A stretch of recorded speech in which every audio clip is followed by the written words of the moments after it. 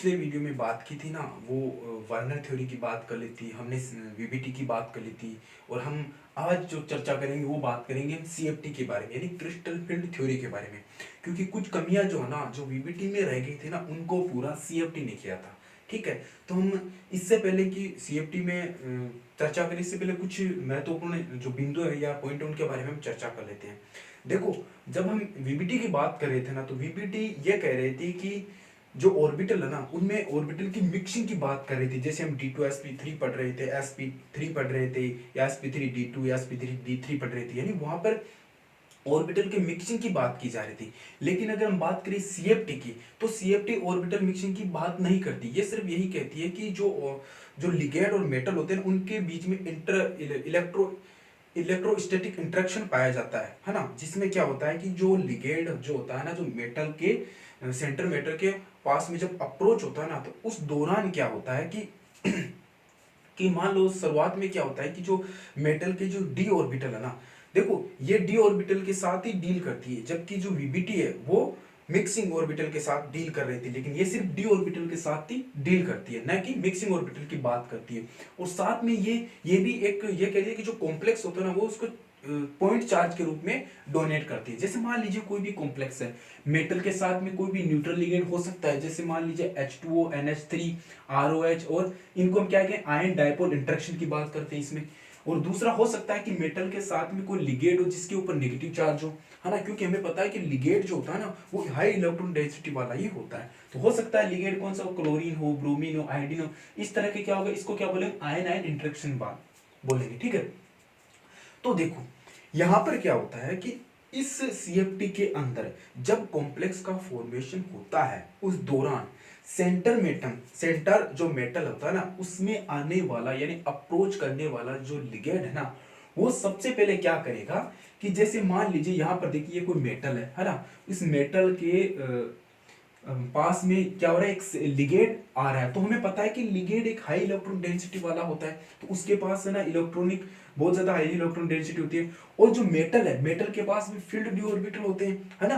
तो उनके पास भी इलेक्ट्रॉन होते हैं, तो आपस में क्या होते हैं, इलेक्ट्रॉनों के बीच में रिपल्शन होता है। ठीक है, तो उस दौरान क्या होता है कि दो तरह के प्रोसेस काम करते हैं, इसमें दो तरह के इंटरेक्शन काम करते हैं कि जब भी कोई लिगेंड मेटल के साथ अप्रोच करता है, मेटल की ओर अप्रोच करता है, तो मेटल और लिगेंड के बीच में दो तरह के इंटरेक्शन काम करते हैं। एक तो पहला इंटरेक्शन होता है प्राइमरी इंटरेक्शन, दूसरा इंटरेक्शन होता है सेकेंडरी इंटरेक्शन। अब देखो आखिर ये प्राइमरी इंटरेक्शन और सेकेंडरी इंटरेक्शन है क्या।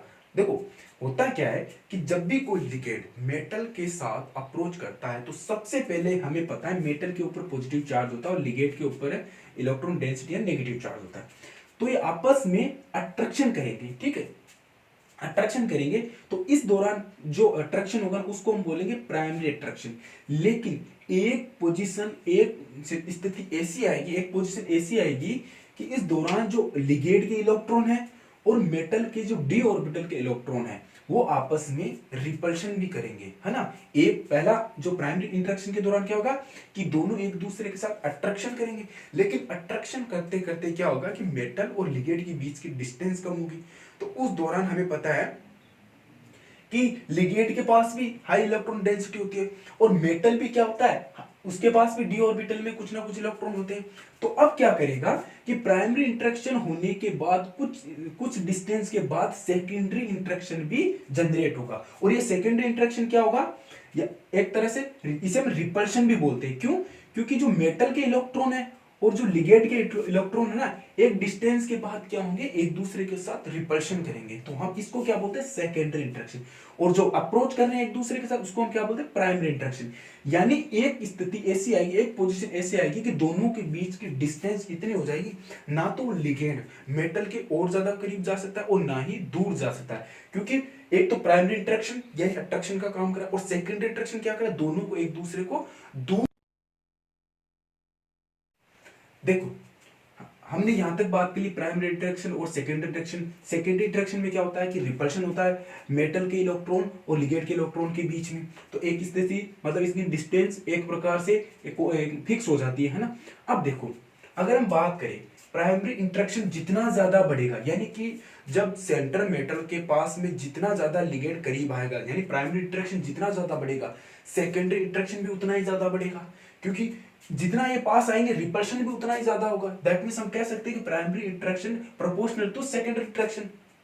अब जब प्राइमरी इंटरेक्शन बढ़ रहा है तो attraction in between centre atom and donor atom of ligand increase, यानी कि जब जैसे जैसे प्राइमरी इंटरेक्शन इंक्रीज होगा वैसे वैसे जो सेंटर एटम है और डोनर एटम, हमें पता है इसमें लिगेंड डोनर होता है और ये एक्सेप्टर होता है मेटल, क्योंकि मेटल के पास वीकेंड फिर डी ऑर्बिटल होते हैं, है ना, जबकि ये क्या होता है हाई इलेक्ट्रॉन डेंसिटी वाला होता है। तो इसका मतलब है जैसे जैसे attraction in between centre atom कब बढ़ेगा, जब प्राइमरी इंटरेक्शन जितना ज्यादा इंक्रीज होगा ना उतना ही attraction in between centre atom and donor atom of the ligand increase, यानी दोनों के बीच में जैसे जैसे प्राइमरी इंटरेक्शन बढ़ेगा सेंटर मेटल और लिगेंड के बीच में अट्रैक्शन उतना ही ज्यादा इंक्रीज होगा। और साथ में जैसे जैसे प्राइमरी इंटरेक्शन इंक्रीज हुआ और लिगेंड और मेटल के बीच में अट्रैक्शन इंक्रीज हुआ तो इनके बीच की डिस्टेंस भी, यानी सेंटर एटम और डोनर एटम के बीच की डिस्टेंस क्या होगी, डिक्रीज होगी, है ना, क्योंकि दोनों एक दूसरे को बहुत ज्यादा पास आएंगे। एंड दोनों के बीच में रिपल्सन भी क्या होगा, इंक्रीज होगा। Repulsion in between electronic density, यानी लिगेंड के पास भी इलेक्ट्रॉन डेंसिटी है और मेटल के पास भी इलेक्ट्रॉन डेंसिटी है, दोनों के बीच में क्या होगा, रिपल्सन इंक्रीज होगा, यानी कि फिर क्या काम होगा, सेकेंडरी इंटरेक्शन जनरेट होगा। यह बात समझ में आई गई होगी कि भैया प्राइमरी इंटरेक्शन यानी कि अट्रैक्शन लिगेंड और मेटल के बीच में जितना ज्यादा इंक्रीज होगा उतना ही सेकेंडरी इंटरेक्शन भी इंक्रीज होगा, क्योंकि एक दूसरे के, क्योंकि इनके बीच की जो डिस्टेंस है ना वो क्या होगी, डिक्रीज हो जाएगी इस दौरान, क्योंकि प्राइमरी इंटरेक्शन में क्या होता है लिगेंड और मेटल के बीच में अट्रैक्शन इंक्रीज हो जाएगा। तो जब अट्रैक्शन इंक्रीज हो जाएगा तो इनके बीच की यानी मेटल की और लिगेंड की डिस्टेंस क्या होगी, डिक्रीज हो जाएगी, है ना, एक दूसरे के पास आ जाएंगे। जब इनकी डिस्टेंस डिक्रीज हो जाएगी तो इनके बीच में इलेक्ट्रॉनिक रिपल्शन भी होगा। अब देखो इस दौरान क्या होता है कि पहले हम बात करें कि इलेक्ट्रॉनिक रिपल्शन इंक्रीज होता है तो उसी से क्या होता है कि जो डी ऑर्बिटल होता है ना, जो अपने आइसोलेटेड पोजीशन में रहते हैं ना, उस दौरान अपने ग्राउंड स्टेट में रहते हैं, तो जो है ना ये रिपल्सन इंक्रीज होने के कारण क्या होता है, वहां पर एनर्जी इंक्रीज होती है, एनर्जी बढ़ती है सिस्टम की। जब सिस्टम की एनर्जी इंक्रीज होती है ना तो हमें पता है कि सिस्टम मतलब कि एनर्जी को रिलीज करने की कोशिश करता है, यानी स्टेबिलिटी, जब एनर्जी इंक्रीज होगी तो स्टेबिलिटी क्या होगी, सिस्टम की डिक्रीज होगी, तो सिस्टम क्या करेगा, इन स्टेबिलिटी में आने की कोशिश करेगा। तो इसीलिए क्या होता है कि डी ऑर्बिटल स्प्लिट होते हैं। ठीक है, अब हम बात करेंगे कि डी ऑर्बिटल की स्प्लिटिंग की। तो इससे पहले हमें एक पॉइंट बात करनी है कि जब भी कोई लिगेंड सेंट्रल मेटल के पास आता है तो मेटल सेंट्रल मेटल दो तरह के फील्ड मतलब फील करता है, एक तो फार क्रिस्टल फील्ड और एक नियर क्रिस्टल फील्ड। अब हम बात करेंगे ये फार क्रिस्टल फील्ड और नियर क्रिस्टल फील्ड क्या होते हैं। देखो शुरुआत में ऐसा तो है नहीं कि लिगेंड तुरंत आया मेटल के पास आके अट्रैक्शन कर गया। उस पहले क्या होता है कि जो लिगेंड है ना वो काफी दूर रहता है, यानी स्पेरिकल में, बहुत ज्यादा स्पेरिकल फील्ड हम बोलते हैं उसको, यानी उस दौरान जब मेटल जो सॉरी ये जो लिगेंड है मेटल से काफी दूर हाई डिस्टेंस पर होता है तो उस दौरान जो मेटल है ना वो स्पेरिकल फील्ड फील करता है, यानी सभी दिशा से समान फील्ड फील करता है ना।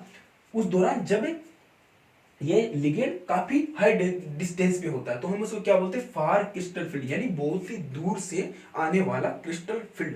ठीक है, तो उस दौरान होता क्या है कि ये फार क्रिस्टल फील्ड होता तो है, मतलब उस दौरान लिगेंड जो होते हैं ना वो स्पेरिकल शेप में मेटल की ओर अप्रोच करते हैं। ठीक है, तो उस दौरान क्या होता है कि इसमें जो आइसोलेटेड डी ऑर्बिटल है ना, अभी पूरा एक्सप्लेन करेंगे, आइसोलेटेड डी ऑर्बिटल जो है ना वो कुछ एनर्जी फील करेगा, कुछ रिपल्शन फील करेगा, इसलिए वो क्या करेगा, अपनी जो ग्राउंड स्टेट पोजीशन है उससे हल्का सा हायर एनर्जी स्टेट में जाने की कोशिश करेगा। लेकिन उस दौरान जो फार क्रिस्टल फील्ड है ना उस दौरान उसकी स्प्लिटिंग नहीं होगी, उस दौरान सिर्फ वो हल्का सा क्या करेगा, मतलब हल्का सा हाई एनर्जी स्टेट में जाने की कोशिश करेगा। देखो हम एक्सप्लेन करते हैं पूरी तरह से फार क्रिस्टल फील्ड और नियर क्रिस्टल फील्ड को। ठीक है, तो देखिए अब हम बात करते हैं कि जब भी कोई लिगेंड सेंटर एटम के पास में अप्रोच करता है तो सेंटर एटम ने कहा था दो तरह की फील्ड को फील करता है। तो एक तो होती है फार क्रिस्टल फील्ड, देखो ये कब जनरेट होती है, हमें पता है कि ऐसा तो है नहीं कि भाई लिगेंड तुरंत ही सेंटर एटम के साथ आके अप्रोच कर जाए, वो काफी दूर रहेगा। तो देखो सबसे पहले क्या करेगा कि सेंटर एटम क्या होता है, चारों ओर से जो एक लिगेंड के द्वारा ऑल डायरेक्शन से क्या होगा, सेम फील्ड को फील करेगा। मतलब उस दौरान क्या होगा, लिगेंड की जो डिस्टेंस है ना वो सेंट्रल मेटल से काफी दूर होगी ना, हाई डिस्टेंस पर होगा। तो उस दौरान सेंटर एटम क्या करेगा, सभी डायरेक्शन से, मतलब सभी डायरेक्शन से क्या, एक तरह की समान फील्ड को फील करेगा। तो उस दौरान क्या होगा कि मान लीजिए डी ऑर्बिटल अपने आइसोलेटेड पोजीशन में किसी भी एटम का, तो उस दौरान जो फार क्रिस्टल फील्ड यानी जब लिगेंड सेंट्रल मेटल से हाई डिस्टेंस पर होंगे, तो उस दौरान वो ऑल डायरेक्शन से क्या होता है, समान फील्ड फील करने के कारण क्या होगा, इसकी एनर्जी, भाई कोई ना कोई फील्ड जब आपस में इसके पास आएगी तो फील्ड से क्या होगा, इसकी एनर्जी इंक्रीज होगी। लेकिन सभी डायरेक्शन से क्या होता है, समान फील्ड आ रही है, तो इसका मतलब पूरा का पूरा ये जो डी ऑर्बिटल है ना, आइसोलेटेड डी ऑर्बिटल हल्का सा हाई एनर्जी में चला जाएगा, जिसको हम क्या बोलते हैं, DSSM यानी spherical symmetric field. Spherical symmetric field का मतलब क्या होता है, सभी डायरेक्शन से स्पेरिकल सिमेट्रिक फील्ड के अंदर ये फील कर रहा है फील्ड को।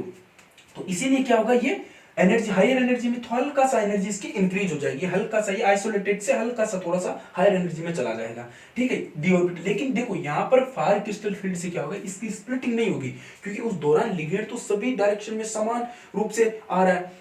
लिगेंड को, ये मेटल को पता ही नहीं किस डायरेक्शन में कितना है, ये तो सोच रहा है कि ठीक है सभी डायरेक्शन में समान है, तो हम पूरे के पूरे बढ़ जाते हैं, हायर एनर्जी में चले जाते हैं। वो बहुत ज्यादा एक्साइटेड हो कि भाई सभी डायरेक्शन में समान रूप से आ रहा है। लेकिन देखो ठीक इसी प्रकार से पी ऑर्बिटल की बात करते हैं। पी ऑर्बिटल, आप कहोगे पी ऑर्बिटल का भी होना चाहिए, बिल्कुल। जब भी कोई पी ऑर्बिटल के पास में कोई भी लिगेंड आता है, ये भी क्या होता है, अपने आइसोलेटेड पोजीशन से हल्का सा हाई एनर्जी में चला जाता है, जिसको हम DSS यानी स्पेरिकल सिमेट्रिक फील्ड बोलते हैं ना पी ऑर्बिटल का। लेकिन स्पेरिकल ये क्या होता है, इसकी स्प्लिटिंग नहीं होती, बल्कि इसकी स्प्लिटिंग होती है। इसकी पी ऑर्बिटल की स्प्लिटिंग ना होने का कारण क्या है कि ये सिमेट्रिक ऑर्बिटल होता है। तो सिमेट्रिक ऑर्बिटल होने के कारण चाहे लिगेंड कितना ही पास आ जाए, ये सभी डायरेक्शन में, ऑल डायरेक्शन में समान फील्ड फील करता है लगातार, जबकि यहां ऐसा नहीं होता, ठीक है। और ठीक इसी प्रकार से हम एस ऑर्बिटल की बात करते हैं। एस ऑर्बिटल का स्प्लिटिंग नहीं होगा, क्यों, क्योंकि एस ऑर्बिटल का स्प्लिटिंग इसलिए नहीं होगा क्योंकि एस ऑर्बिटल क्या होता है कि सेंटर मेटल यानी मेटल के बहुत ज्यादा, न्यूक्लियर के बहुत ज्यादा करीब होता है, तो हाई अट्रैक्शन होता है उसके अंदर न्यूक्लियर और एस ऑर्बिटल के बीच में, इसीलिए वो स्प्लिटिंग नहीं होता। लेकिन ये डी ऑर्बिटल और डी ऑर्बिटल काफी हाई डिस्टेंस पर होता है न्यूक्लियस से, तो इसलिए वो आसानी से स्प्लिट हो जाता है। तो देखो हमने पहले फार क्रिस्टल फील्ड की बात कर ली। फार क्रिस्टल में क्या था कि आइसोलेटेड डी ऑर्बिटल हल्का सा हायर एनर्जी में चला जाता है। अब देखो जब भी हम एग्जाम में जो ऑर्बिटल या डी ऑर्बिटल का स्प्लिटिंग करा के आते हैं ना, तो हम क्या यहां से एक बार क्या कर देते हैं, T2G नीचे ले, मान लो ऑक्टाहेड्रल मैनर में आ रहा है, और EG ऊपर ले लेते हैं। जिसके हम स्प्लिटिंग करा के T2G नीचे और EG ऊपर लेना ना, वो असल में DSS होता है, स्पेरिकल सिमेट्रिक फील्ड वाला ऑर्बिटल होता है, न कि ये ऑर्बिटल होता है आइसोलेटेड ऑर्बिटल होता है। हम इसकी चर्चा हम वहां इसको बना के ही नहीं आते, हम सिर्फ इसको बना के आते हैं वहां पर जब भी आते हैं। वरना रियल में क्या होता है कि इसकी एनर्जी जो होता है ना डी ऑर्बिटल आइसोलेटेड की, वो T2G से और EG से बहुत ही ज्यादा लोअर एनर्जी होती है, तो हम उसको नहीं बना के आते, हम सिर्फ यही से उसको स्प्लिटिंग करा के आते हैं, ठीक है। ये तो आपकी बात होगी फार क्रिस्टल फील्ड की। अब देखो होता क्या, अब बात करते हैं कि लिगेंड क्या होता है, धीरे धीरे काफी सेंटर एटम के करीब आ जाता है, ठीक है। तो फिर क्या होता है, हम उसको क्या बोलते हैं, नियर क्रिस्टल फील्ड। यानी अब देखो नियर क्रिस्टल फील्ड के दौरान ही इस मेटल को पता चलेगा कि भैया लिगेंड तो अलग अलग दिशाओं से अलग अलग डिस्टेंस पर आ रहे हैं, हमारे साथ तो धोखा हो गया। पहले इसको क्या पता था कि भाई सभी दिशाओं में लिगेंड क्या होते हैं, सेम डायरेक्शन में आ रहे हैं, सेम डायरेक्शन से आ रहे हैं, तो अपनी पूरी की पूरी एनर्जी थोड़ी सी हल्की सी एक साथ पांचों ऑर्बिटल की एनर्जी को बढ़ा लेता है।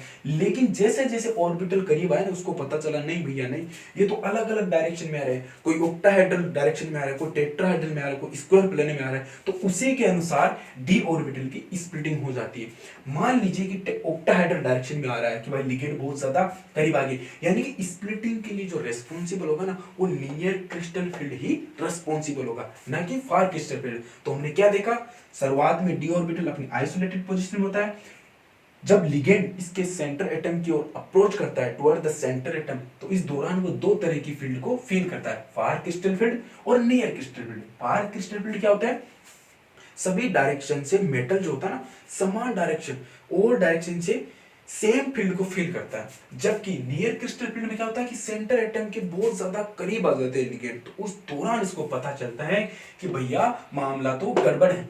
इसलिए क्या करता है, अलग अलग जो लिगेंड आते हैं अलग अलग मैनर के अंदर इसकी ओर अप्रोच करते हैं। तो इसीलिए हो सकता है कि लिगेंड ऑक्टाहेड्रल की ओर मैनर की ओर अप्रोच करे, हो सकता है टेट्राहेड्रल की ओर मैनर करे अप्रोच करे, हो सकता है स्क्वायर प्लेनर की ओर मैनर करे। अब कैसे होता है ऑक्टाहेड्रल, टेट्राहेड्रल कब बनता है, स्क्वायर प्लेनर कब बनता है, ये सब हम बारी बारी से सीखेंगे। ठीक है, तो हम सबसे पहले अब बात करते हैं नियर क्रिस्टल फील्ड की। तो चलो इसको मिटा देते हैं, इसको आप उतार लीजिए। अब देखो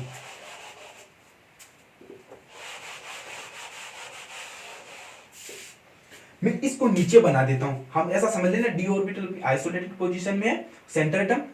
अब डी एस एस यानी स्पेरिकल सिमेट्रिक टॉप फील्ड वाला बनाता हूं यहां से, है ना। देखो यहीं से यहां बना देता हूं।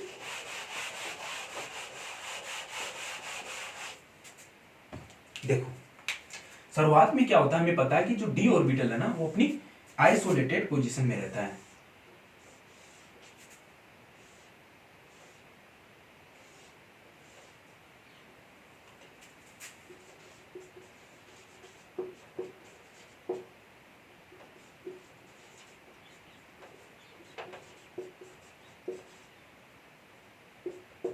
अब देखो यहां क्या हुआ, फार क्रिस्टल फील्ड, यानी कि अभी इस दौरान जो लिगेंड है वो सभी डायरेक्शन से समान है, डायरेक्शन में आ रहे हैं।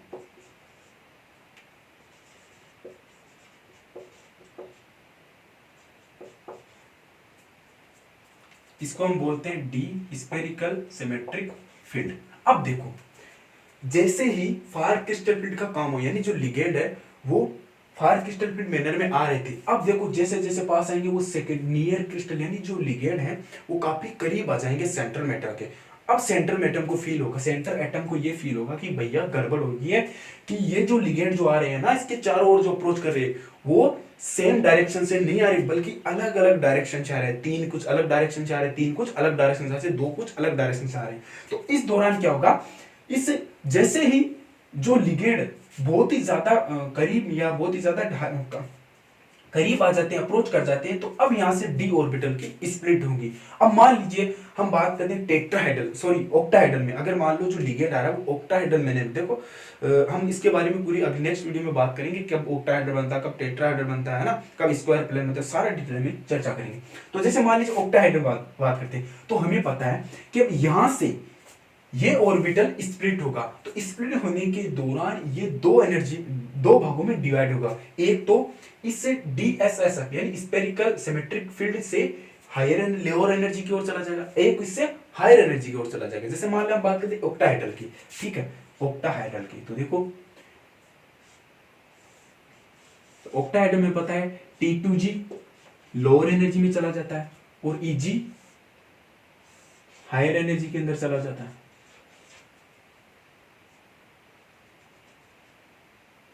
यानी कि इस बार क्या हो रहा है कि जो लिगेंड है ना वो ऑक्टाहेड्रल मैनर में इसकी सेंटर एटम की ओर अप्रोच कर रहे हैं।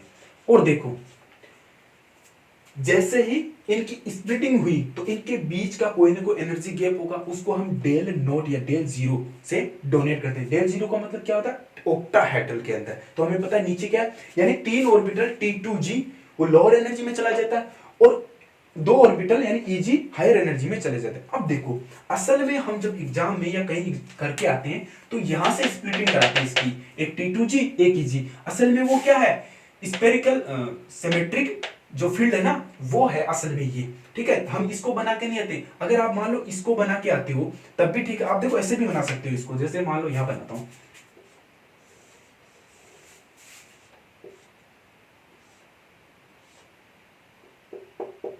इसको आप ऐसे भी बना सकते हो।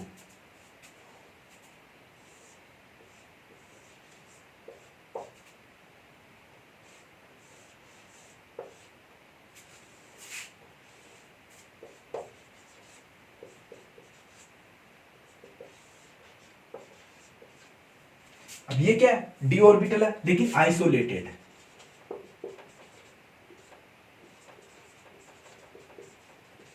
दोनों ही सही है ना, क्योंकि यहाँ पर हम आइसोलेटेड से बना के आ रहे हैं। भाई देखो यहाँ पर T2G ऑर्बिटल की जो T2G और जो ऑर्बिटल है इनकी एनर्जी जो होती है ना इस आइसोलेटेड d ऑर्बिटल से ज्यादा होगी और इसकी भी ज्यादा होगी, लेकिन इससे कम होगी, जो स्पेरिकल सिमेट्रिक फील्ड है ना उससे कम होगी। तो ये दोनों ही सही है, हम एग्जाम में ये बना के आते हैं हम, लेकिन असल में वो किससे आता है, पहले डी ऑर्बिटल आइसोलेटेड पोजीशन में रहता है, फिर जैसे ही लिगेंड बहुत ज्यादा करीब अप्रोच हो जाते हैं, जैसे मान लो ऑक्टाहेड्रल की मैनर में आ रहे हैं, तो क्या T2G लोअर एनर्जी में चला जाता है और EG हायर एनर्जी में चला जाता है।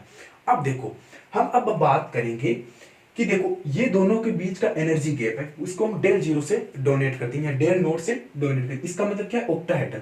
देखो ये कब बढ़ेगा, इनके बीच का एनर्जी गैप कब बढ़ेगा, कि जब जो लिगेंड है वो सेंटर एटम के पास में जितना ज्यादा अप्रोच होगा, जितना ज्यादा अप्रोच होगा, तो देखो जो सेंटर एटम है जो मेटल है वो उतना ही ज्यादा उनके बीच में रिपल्शन होगा।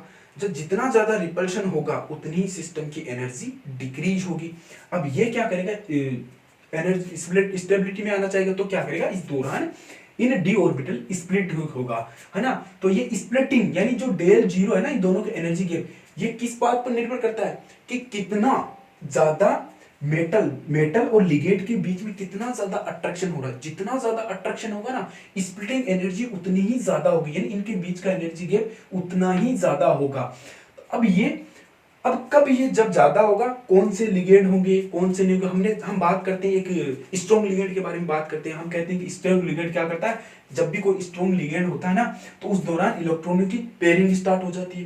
क्यों, क्योंकि स्ट्रॉन्ग लिगेंड क्या करता है कि सेंटर एटम के बहुत ही ज्यादा करीब अप्रोच, बहुत ही ज्यादा करीब आ जाता है। अब जितना ज्यादा स्ट्रॉन्ग लिगेंड करीब आएगा ना तो उतना ही मान लो डी ऑर्बिटल उतना ही ज्यादा एनर्जी फील करेगा और उतना ही ज्यादा स्प्लिटिंग हुई और उनके बीच का एनर्जी उतना ही ज्यादा होता जाएगा। जैसे जैसे मतलब स्ट्रॉन्ग लिगेंड आएगा वैसे वैसे इनके बीच का जो डेल जीरो है ना इनकी एनर्जी उतनी ही ज्यादा होती जाएगी। फिर क्या होगा कि हम पेयरिंग स्टार्ट कर देंगे, क्योंकि पेयरिंग एनर्जी कम होती है एज कंपेयर टू इलेक्ट्रॉनों के यहाँ से यहाँ प्रमोशन के लिए, ठीक है। तो इसीलिए क्या होता है, जो स्ट्रॉन्ग लिगेंड होता है ना वो इसीलिए स्ट्रॉन्ग लिगेंड आते हैं ना, तब हम क्या करते हैं इलेक्ट्रॉन की पेयरिंग स्टार्ट कर देते हैं, क्योंकि स्ट्रॉन्ग लिगेंड क्या होते हैं बहुत ही स्ट्रॉन्गली अप्रोच होते हैं सेंट्रल मेटल की ओर। अब देखो ये क्यों होते हैं, हम नेक्स्ट आने वाले वीडियो में पूरी तरह से चर्चा करेंगे, क्योंकि क्यों क्या कारण है कि स्ट्रॉन्ग लिगेंड, हम कार्बोनिल को स्ट्रॉन्ग लिगेंड बोलते हैं, आयनो को स्ट्रॉन्ग लिगेंड बोलते हैं। इसका एक्सपेरिमेंट डाटा, हालांकि ये एक्सपेरिमेंट डाटा से है लेकिन क्यों आया, है ना, ये सब आने वाले वीडियो में चर्चा करेंगे। इससे पहले हम बात करेंगे ऑक्टाहेड्रल की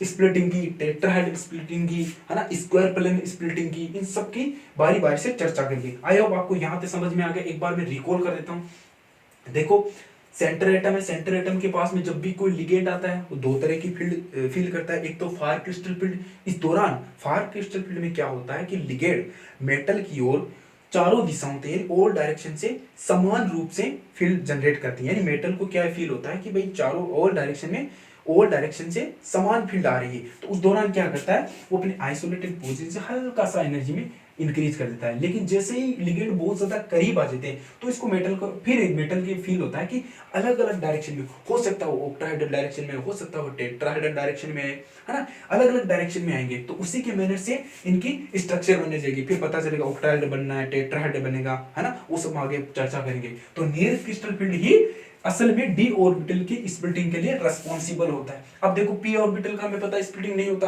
क्योंकि पी ऑर्बिटल क्या होता है, सिमेट्रिक टॉप होता है, चारों ओर से सिमेट्रिक होता है, तो सभी डायरेक्शन में चाहे नियर हो चाहे फार हो एक ही समान का फील्ड जनरेट करता है। अब एस ऑर्बिटल की बात करते हैं तो हमें का एस ऑर्बिटल क्या होता है, बहुत ही ज्यादा न्यूक्लियस के बहुत ही ज्यादा करीब होता है, स्ट्रॉन्ग अट्रैक्शन होता है उन दोनों के बीच में, इसीलिए वो स्प्लिटिंग नहीं होता। लेकिन डी ऑर्बिटल क्या होता है, इनके बीच में जो न्यूक्लियस और जो डी ऑर्बिटल उनके बीच की डिस्टेंस काफी ज्यादा होती है, इसलिए वो इसका स्प्लिटिंग कर देता है। ठीक है, आई होप यहाँ तक आपको समझ में आया होगा। अब देखो नेक्स्ट हम बात करते हैं स्प्लिटिंग की, टेट्राहेड्रल स्प्लिटिंग की, ऑक्टाहेड्रल स्प्लिटिंग की, ये सब की बात करते हैं। और हमने ये चर्चा करी कि भाई ये डेल जीरो ये कब बढ़ेगा, कब हम बात करते हैं कि हम बात करते हैं स्ट्रॉन्ग जो लिगेंड होते हैं ना उनके बारे में हम कहते हैं कि पेयरिंग करते हैं, ये सारा का सारा डिटेल पढ़ेंगे। 39 आज तक इतना ही, अगर नेक्स्ट वीडियो में हम उनकी चर्चा करेंगे। धन्यवाद।